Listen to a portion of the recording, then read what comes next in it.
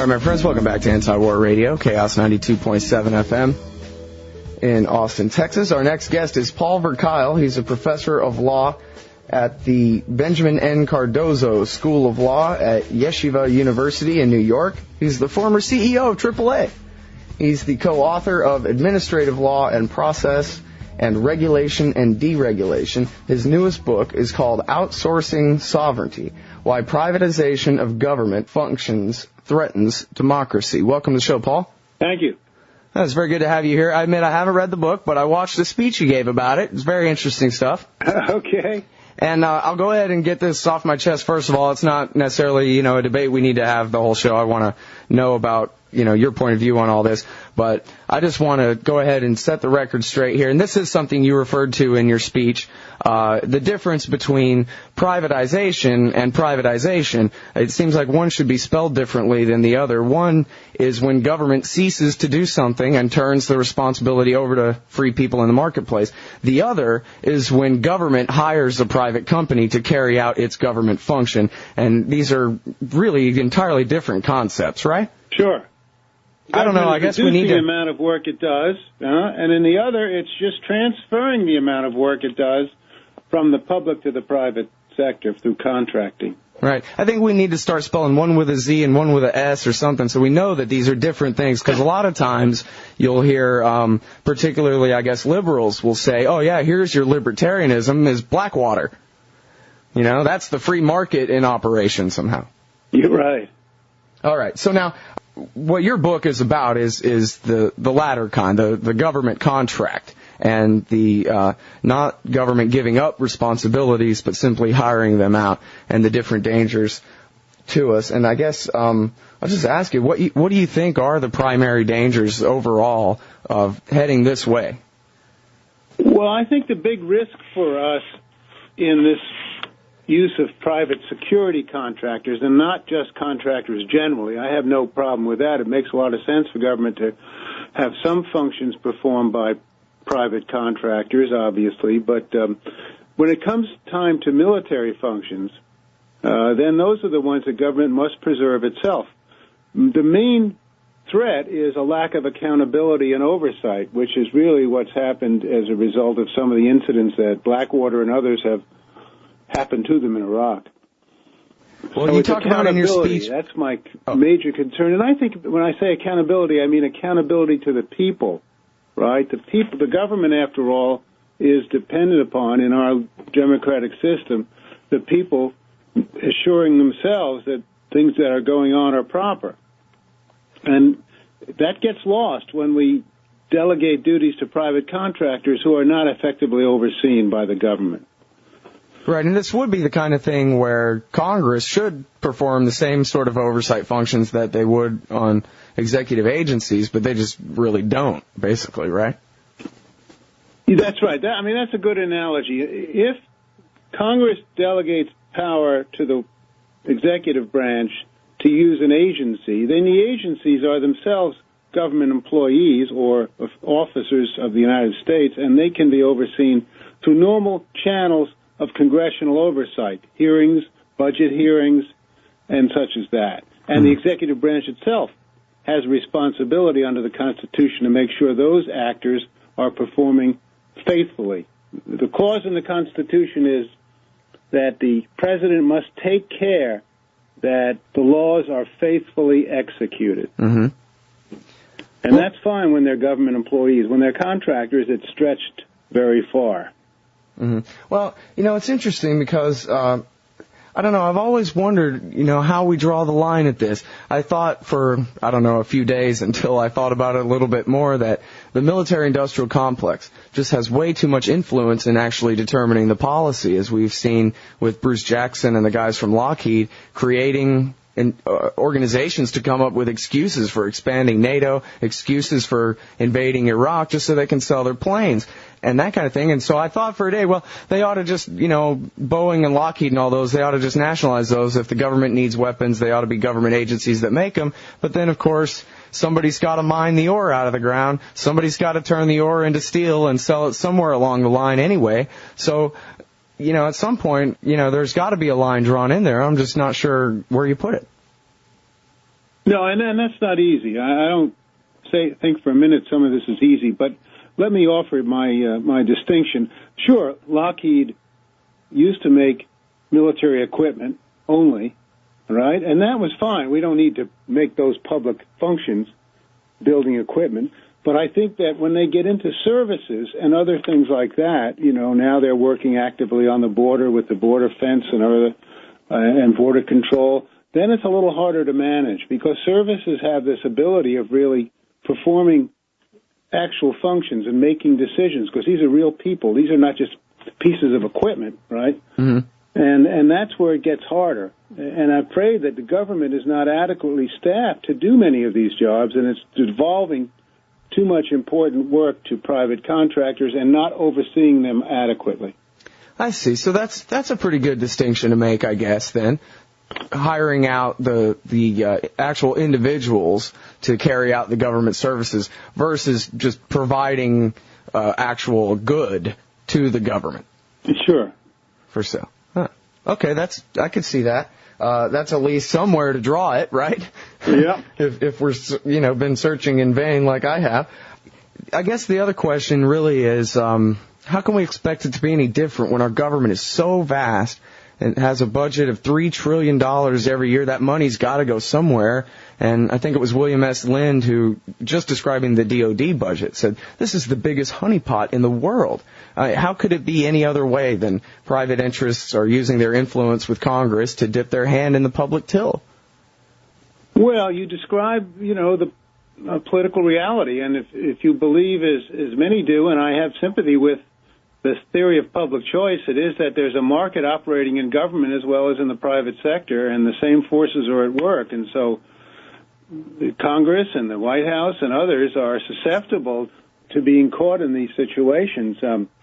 But I do think there's a limitation here which derives from the Constitution, which is why I wrote this book, which is to point out and highlight and really warn about the necessity for government to actually govern, and not let the government function, the governing function, be handed off to contractors who are, in many respects, free agents, not well supervised. Mm-hmm. And, that's something that you point out in the speech that I saw, was that the Blackwater employees are actually not even employees. The Blackwater contractors are contractors themselves, so they're not even really overseen by the company they're working for, much less the U.S. Senate or somebody like that. Well, that's an ironic thing, isn't it? It turns out that Blackwater, for tax purposes, doesn't want to hire and make people employees because then they have to withhold taxes and provide benefits and do other things. So they call their people independent contractors. That's a very good thing from a tax perspective. But by doing that, they're almost admitting they don't have control over their people, because if they did, they would become employees and they would have greater tax liability. So here we have the circumstance of contracting out to a company that doesn't have employees but has itself contracts out. So we've got a double contracting out. And by the time you get to the actual person who's operating in the battlefield or in Iraq in some fashion, which is certainly out in the community, there's very little control. Mm-hmm. Yeah, and here Blackwater's making all their money off of taxes in the first place. They're using the loophole. By the way, I'm not picking. Blackwater's folks, in many respects, do good things. They're taking opportunities as they find them. So maybe that's smart business for them to do what they're doing, but it's not smart governance. That's my complaint about it. Sure. Yeah, I absolutely agree with that. Well, like you said, the public choice thing. If a businessman can buy a congressman and it's a worthy investment, better than spending his money a different way, then that's what he'll do. Makes perfect sense. Right. Well, or not even buy a congressman. Sign up, try to bid for a government contract rather than a private one. I mean, these things are, Scott, they're human nature, and so everybody has these motivations, and the job of government is to sort of resist these things and to put up. When Madison designed the Constitution, he was worried about checks and balances, because he knew that the human nature is always a danger, and you have to account for it. So these companies aren't, I don't think venal. I just think they're free to take advantage, and we should put protections in to make sure they can't. to protect ourselves against this problem. Right. Yeah, I absolutely agree with that. That is James Madison, right? Ambition must be made to check ambition. Nothing personal. You're good on Madison. Yeah. Oh, I'm a big Madison fan. Well, I like his Bill of Rights better than his Constitution, but anyway. As far as accountability, it seems we talked about, congressional oversight and that kind of thing. There's also the matter of criminal prosecution, where we have, for example, Blackwater employees, and it's not only them. We know about members of employees of khaki or contractors for khaki at Abu Ghraib and other places. But it seems like there's no criminal accountability whatsoever.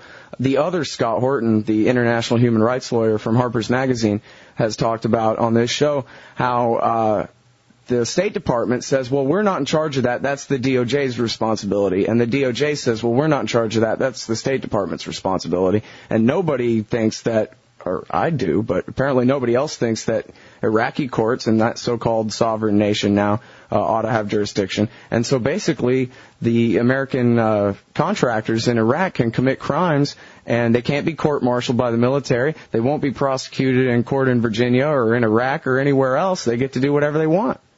That is the current state of the problem. You're right. They're trying to correct some of these things, but the current state, which has to be emphasized, is that they're basically immune from criminal action. The Attorney General's office has been really asleep at the switch on these areas. They haven't done very much. There has been this FBI investigation of the Baghdad incident, which killed 17 people in the fall of this year, but nothing's come of that. So there's that problem.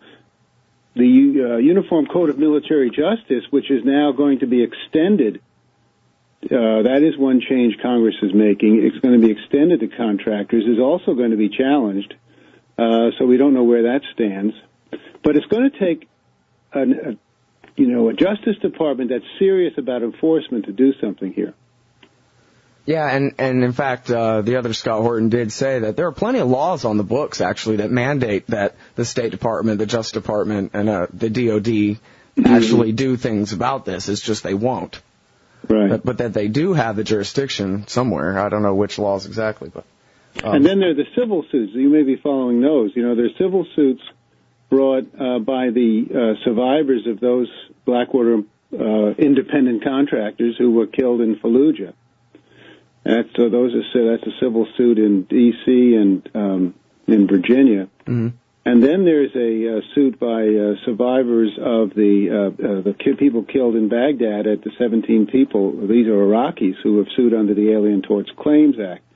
In both of those circumstances, Blackwater is the defendant and is defending on the notion that it's immune from suit because it's acting as an arm of the government, which is an interesting argument, really, because the government hasn't really anointed it to be part of the government. Indeed, that's the whole question, isn't it?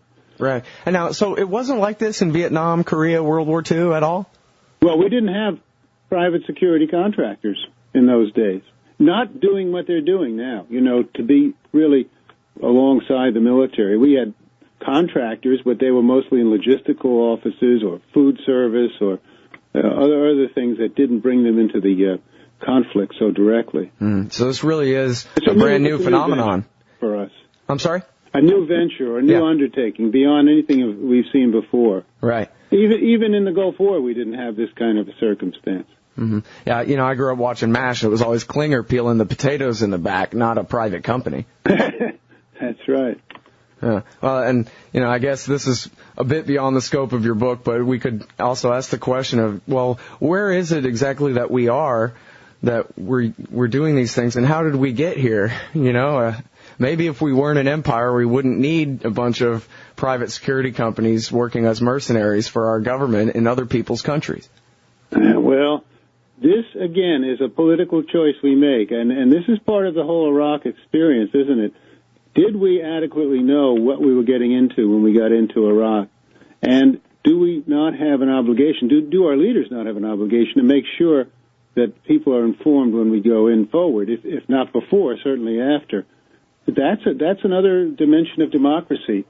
So as long as we assume, as I assume we will, a kind of leading role in foreign policy in the world, we've got to confront these problems. We've got to fix them. So we have a society that's organized well and driven by democratic principles and leadership. Now, something else that you brought up in the speech is how the same trend toward hiring out government jobs is taking place all across America in domestic capacity as well. And I want to save Homeland Security for a minute because I'm sure that's kind of its own whole conversation there. But you mentioned NASA and the EPA. And now with NASA, I guess it's just a given that you need, all these outside private contractors to do the space program. The government employees aren't going to be able to pull that kind of thing off. But what are they privatizing at the EPA? Well, the areas there, which are harder to identify, I must say, but I'm beginning to get a fix on them, are contractors who basically do a lot of the intellectual work at EPA. In other words, they get contracted assignments maybe to write rules or to draft statements and regulations. And the government official, and they may be sitting right next to the government official. I mean, they're in the same place. And the government official shares, if you will, his or her power with contractors. And we really don't know how much is done by the private contractor versus the public official. At the end of the day, of course, the public official has to sign off, at least in the form of a rubber stamp. But a lot of the intellectual work of government, which maybe should be kept in-house, because these are the people that have to have not only the institutional memory, but the intellectual qualities to keep our government running well, is being dissipated. And I think that's a problem generally in the civilian side of government caused by a lack of personnel and an inability of government to add people on the civil side of government. Mm-hmm.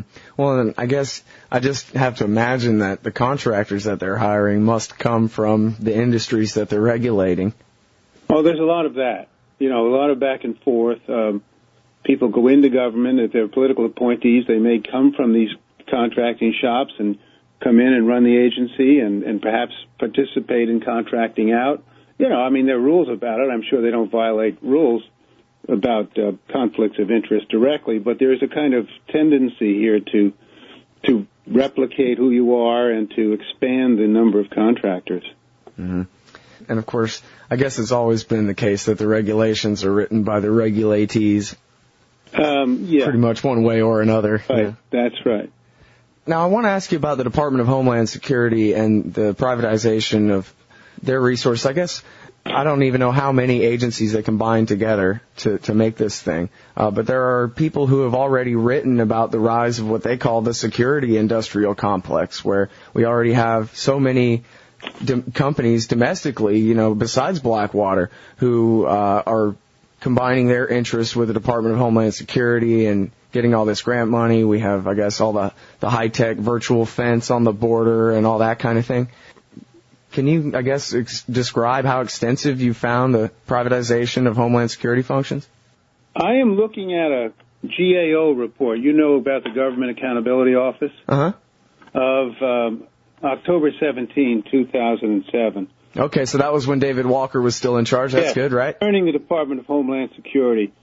And they say there are 117 instances of work cited which were contracted out, many of which were, the GAO believed, inherent government functions which should not have been contracted out. So their conclusion was that there's a risk, they say a risk, that government decisions may be influenced by rather than independent from contractor judgments. That's a quote from the first page of the report. Mm-hmm. So in English, what exactly are they saying there? What they're saying is the agency's losing control of decision-making if it contracts out inherent functions, which are those functions involving discretion and the exercise of control, and that they're not sensitive to the idea that they're contracting out functions they ought to keep in-house. Mm-hmm. Okay? And so now how many of this... I wish I could give you an assessment throughout government. Now, that's a very hard figure to come by. I don't think GAO would have it. But let's assume that these are not isolated instances and that increasingly contractors in all agencies are doing jobs that the agency should be doing themselves. How much of that is in dollars? It's easier in the military because, the DOD budget, you can identify in one place, but it's very hard in the civilian side. But it's significant, I'm sure. I don't think anyone would quarrel with that. Have you noticed anybody in Congress who's interested in these topics? Is this something that, maybe one or two members of the House have sort of made a pet project of theirs, keeping track of this kind of trend in privatization of government services? Yes, I think if you look at David Price, Democrat from North Carolina, congressman, he's the one making the military or the contractors subject to UCMJ or MEJA. Mm-hmm. He's been very good, and he's the chairman of an important committee. If you look in the Senate, there's this new Senate bill that was introduced, and among the sponsors was Senator Clinton, which is seeking to forbid the use of PSCs in Iraq and Afghanistan, just eliminate them. Now that's a pretty bold statement, and I don't know that it's the kind of thing that really could happen, whether it could get the votes, but those are two indicators that there's, and I think Henry Waxman's committee has been very active in this area too, exposing a lot of these things. So there's a lot of interest.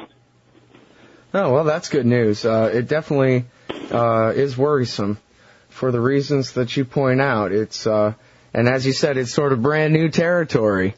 Pretty much. That's why it's good for us to be talking about it and to build some momentum on the other side, because all the forces are working against it, a lot of which you've discussed. All right, folks, that's Paul Verkuil. He is a professor of law at the Benjamin N. Cardozo School of Law at Yeshiva University in New York. He's the former CEO of AAA. Hey, thanks. I got a couple of good toes from you guys. He's the author of Administrative Law and Process and Regulation and Deregulation. The newest book is called Outsourcing Sovereignty, Why Privatization of Government Functions Threatens Democracy. Thanks very much for your time today, Paul. Sure thing. Glad to be with you.